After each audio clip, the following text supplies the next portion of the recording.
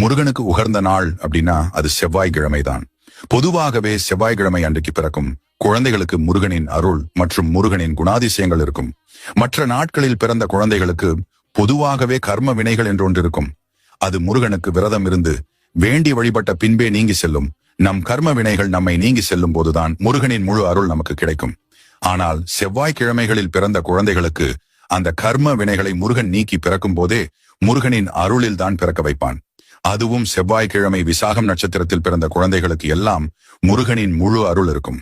சஷ்டி தினங்களில் வரும் செவ்வாய்க்கிழமை மற்றும் அதே நாளில் விசாகம் நட்சத்திரத்தில் பிறந்த குழந்தைகளுக்கு எல்லாம் முருகனின் முழு அருள் இருக்கும். கார்த்திகை மாதத்தில் வரும் செவ்வாய்க்கிழமை, தை மாதம் வரும் செவ்வாய்க்கிழமை, இதில் பிறக்கும் குழந்தைக்கும் முருகனின் முழு அருள் இருக்கும். இவர்கள் வாழ்வில் முருகனின் அருளால் சிறந்து விளங்குவார்கள், படிப்பில் உயர்ந்து வருவார்கள். இவர்களால் பணம் வரவு நன்றாக இருக்கும். இந்த நாட்களில் பிறந்த குழந்தைகள் முருகன்